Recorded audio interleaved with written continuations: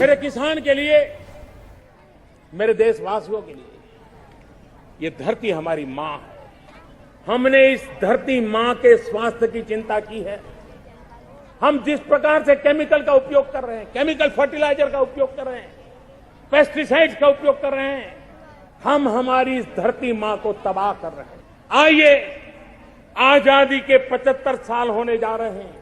पूज्य बापू ने हमें रास्ता दिखाया है। क्या हम 10%, 20%, 25% अपने खेत में ये केमिकल फर्टिलाइजर को कम करेंगे? हो सके तो मुक्तिकार अभियान चलाएंगे। प्रधानमंत्री नरेंद्र मोदी हर मंच से जैविक खेती को प्रोत्साहन देने की बात कह रहे हैं, लेकिन जैविक खेती में देश में पहली पायदान पर खड़े मध्य प्रदेश में सब कुछ ठीक नहीं चल रहा। पश्चिमी निमाड़ के बलसगांव में शाहिद और सादिक का नाम सरकारी फाइलों में जैविक खेती करने वालों के नाम पर दर्ज है। इन जैसे किसानों की ट्रेनिंग पर भी सरकारी फाइलों में करोड़ों खर्च हुए हैं। मध्य प्रदेश में 4 निजी एजेंसियों को इसका काम दिया गया था। हकीकत क्या है, इनसे ही सुनिए। नहीं, कभी नहीं की ट्रेनिंग, ना जैविक खेती करते हैं हम। अच्छा, क्या करते हैं आप फिर? किसानी करते हैं, पेस्टिसाइड वाली किसानी करते हैं और किसानी करते हैं। अच्छा, मतलब जो पेस्टिसाइड का उपयोग वगैरह करते हैं, खेती जैविक खेती नहीं करते।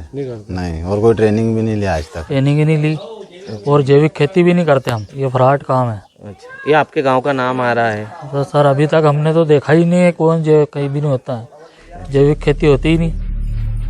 बात एक गांव की नहीं है। आरोप है कि कई आदिवासी बहुल गांवों में फर्जी किसान समूह बनाए गए हैं, सर्टिफिकेशन दिया जा रहा है और उत्पादों को एक्सपोर्ट किया जा रहा है।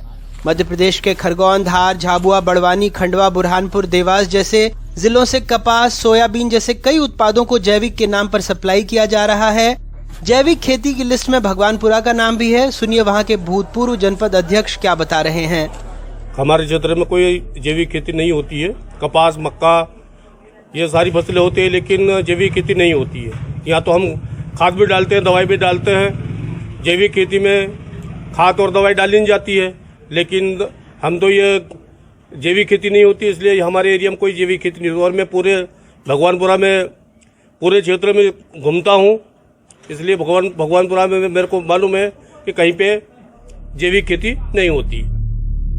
इन संस्थाओं और कंपनियों के रसूख का अंदाजा इस बात से लगा सकते हैं कि प्रधानमंत्री कार्यालय में शिकायत और मध्य प्रदेश सरकार के 2 खत के बावजूद अभी तक इन्होंने कोई जवाब भी नहीं दिया है।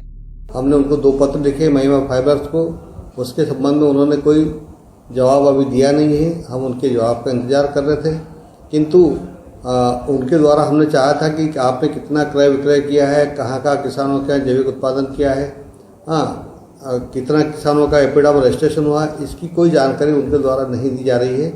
अब यदि जानकारी नहीं दी जा रही तो हम उसके लिए आगे शासन को लिखेंगे। शासन के निर्देशानुसार जो है कार्रवाई की जाएगी। खैर, केंद्र से ही कृषि और प्रसंस्कृत खाद्य उत्पाद निर्यात विकास प्राधिकरण यानी APEDA, global organic textile standard से ही तो प्रमाणीकरण होता है। सरकार का जवाब वही रटा रटाया। संज्ञान में है, मैंने ही जांच के आदेश दिए थे। हम जांच करा रहे हैं और जहाँ कहीं गड़बड़ी होगी, दोषी होगा, उनके खिलाफ सख्त कार्रवाई करेंगे। आप देखेंगे खुद से इसको? बिल्कुल, मैं खुद देखूंगा। और ये जो प्रशिक्षण की बात आ रही है, खास करके आदिवासी किसानों के खरगोन और पूरे बेल्ट में, जो केंद्र सरकार से पैसा भी ले रहा और किसी तरह का कोई प्रशिक्षण नहीं दिया जा रहा है। नहीं, उसके लिए भी मैं उसकी भी जांच करा रहा हूँ।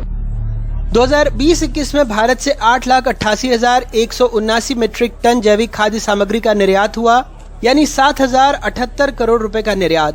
मध्य प्रदेश की इसमें हिस्सेदारी 5 लाख मीट्रिक टन थी, यानी 2,683 करोड़ रुपए का कारोबार। प्रधानमंत्री हो, मध्य प्रदेश के मुख्यमंत्री या फिर कृषि मंत्री, सबकी जबान पर एक ही बात है, जैविक खेती। लेकिन जिस तरह से जैविक खेती के नाम पर सरकारी तिजोरी को लूटा जा रहा है और किसानों को छला जा रहा है, वो अपने आप में बेहद संगीन है। खरगोन से अपने सहयोगी आसिफ खान और भोपाल से कैमरा पर्सन रिजवान के साथ अनुराग द्वारी, NDTV इंडिया।